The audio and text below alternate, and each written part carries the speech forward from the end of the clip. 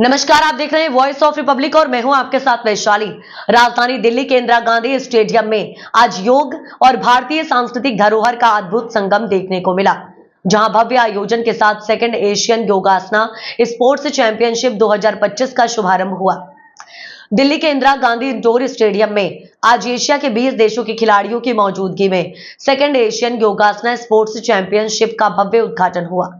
इस मौके पर केंद्रीय आयुष मंत्री जयदीप आर्या जी, योग गुरु आचार्य नागेंद्र जी, वर्ल्ड योगासना स्पोर्ट्स फेडरेशन और योगासना भारत के तमाम वरिष्ठ पदाधिकारी भी मंच पर मौजूद रहे।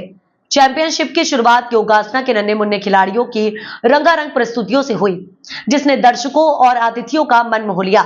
इसके बाद भाग लेने वाले देशों के खिलाड़ियों ने अपने अपने देश के झंडे के साथ मंच पर मार्च करते हुए सभी मुख्य अतिथियों को सलामी दी। 3 दिवसीय इस अंतर्राष्ट्रीय चैंपियनशिप में प्रतिभागी खिलाड़ी योगासना की विभिन्न विधाओं में अपनी खेल प्रतिभा का प्रदर्शन करेंगे। आयोजकों के मुताबिक इस प्रतियोगिता का उद्देश्य योग को सिर्फ साधना नहीं बल्कि खेल के रूप में वैश्विक पहचान दिलाना है। योगासना भारत के महासचिव जयदीप आर्या ने इस आयोजन को भारत के लिए एक स्वर्णिम अवसर बताया। उन्होंने कहा कि योगासना खेल न केवल भारत को ओलंपिक में अधिक पदक दिलाने की राह खोल सकता है, बल्कि देश की युवा पीढ़ी के लिए एक प्रेरणा स्रोत भी बनेगा। उन्होंने आगे कहा कि आज जब युवा पीढ़ी नशे और मोबाइल की लत में फंसती जा रही है, ऐसे समय में योगासना खेल उन्हें मानसिक, शारीरिक और आत्मिक रूप से सशक्त बनाने का माध्यम बन सकता है। मानता हूं कि आने वाले पूरे विश्व का खेल का पूरा परिदृश्य ही बदलने वाला है। हर खेल के लिए योग आवश्यक है और योगासन अपने आप में खेल है। और ये पहले वेलबींग के लिए जाना जाता था, स्पिरिचुअल पावर के लिए जाना जाता था, आध्यात्मिक ऊर्जा के लिए जाना जाता था। आज ये शारीरिक, मानसिक और आध्यात्मिक शक्ति का सम्मिश्रण बनकर उभरेगा।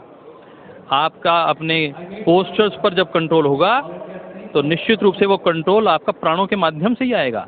आप प्राणों पर कंट्रोल करना सीखेंगे और जैसे ही आपने प्राण कंट्रोल किए, आपका मन भी संतुलित होगा और जैसे ही मन संतुलित हुआ, व्यक्ति शांत भी होगा और राष्ट्र, समाज और पूरे विश्व के लिए जिम्मेदार, समझदार नागरिक बन जाएगा और एक परिवार के रूप में हम आगे बढ़ेंगे। वसुधैव कुटुंबकम, पूरा विश्व एक परिवार है, ये भाव उद्धृत हो जाएगा। योग का जो गिफ्ट है वो हिंदुस्तान ने ही दिया था विश्व को, और आज विश्व स्पोर्ट्स की भी योगासन को मानते हैं। ये कितनी बड़ी बात आप मानते हैं? इसमें कितना लाभ लोगों को हो सकता है? मैं ये मानता हूँ कि पहले जब योग की एक गिफ्ट दी गई पूरे विश्व को भारत के द्वारा, तो जो लोग स्पिरिचुअल एनलाइटन होना चाहते थे वो आगे आया करते थे। अब जो लोग फिजिकली फिट रहना चाहते हैं वो लोग आगे आना चाहते हैं। उससे बड़ी वाली बात है ये कि आज जो डिजिटल अरेस्ट हो गया था हमारा यूथ, हर रोज हर वक्त मोबाइल के साथ चिपका हुआ था, उसके पास कोई एक्टिविटी नहीं थी और ना एक्टिविटी होने के कारण वह केवल अपने कमरे में केंद्रित हो गया था।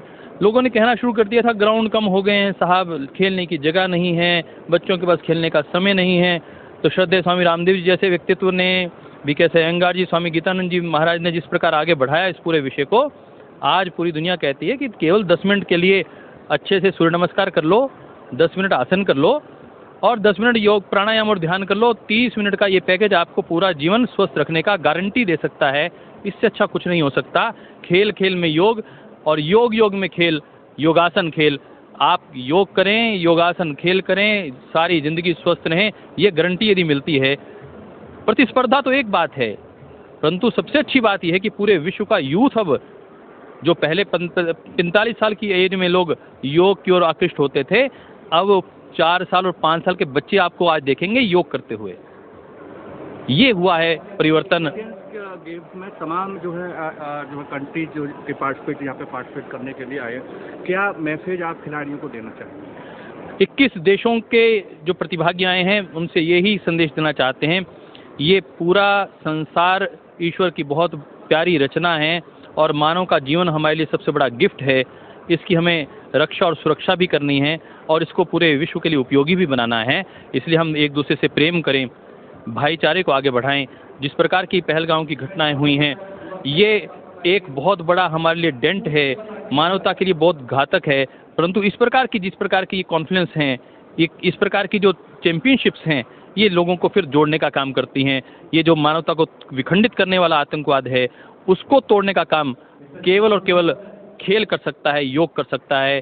भ्रातृत्व कर सकता है, ब्रदरहुड कर सकता है, प्रेम कर सकता है, अध्यात्म कर सकता है। एक लास्ट सवाल सर कि जिस प्रकार से ओलंपिक्स में पहले हिंदुस्तान के मेडल्स कमाते, हालांकि वर्तमान सरकार उन्होंने प्रयास किया और मेडल्स की संख्या बढ़ी है, लेकिन योग ओलंपिक में आने से हिंदुस्तान को मेडल की संख्या की जो आशाएं वो ज़्यादा बढ़ गई, क्योंकि योग में हिंदुस्तान के जो लोग हैं या जो खिलाड़ी हैं या योगाचार्य हैं वो मतलब दूसरे लोगों पे ज़्यादा। मैं आपकी बात से इससे ओलंपिक में कितने मेडल्स की जो है हिंदुस्तान जो है मेडल्स की संख्या। मैं आपकी बात को आगे बढ़ाते हुए कहना चाहता हूं कि भारत के माननीय प्रधानमंत्री जी का एक बहुत बड़ा विजन है। पिछले लगभग 10 सालों से लगातार खेल नीति में परिवर्तन हुआ है और उसका अब आपको प्रभाव दिखाई देने लगेगा। अब हमारी नर्सरीज काम कर रही हैं। मैं हरियाणा से आता हूं।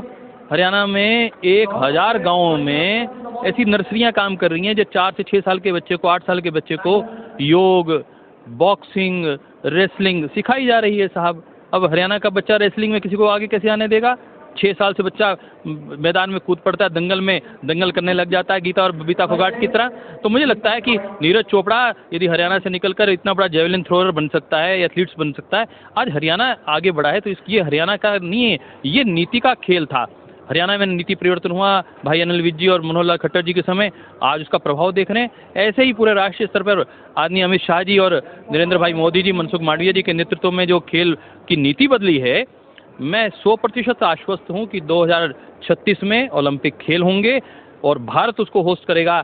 और भारत जब इसको होस्ट करेगा तो 2 स्वदेशी खेल उसमें सम्मिलित हो पाएंगे और उसमें योगासन एक। तो ये था योग, सांस्कृतिक और खेल का अद्भुत संगम। ऐसी उम्मीद की जा रही है कि यह आयोजन भारत को वैश्विक मंच पर और मजबूती देगा। हमारे साथ बने रहिए, देखते रहिए वॉइस ऑफ रिपब्लिक।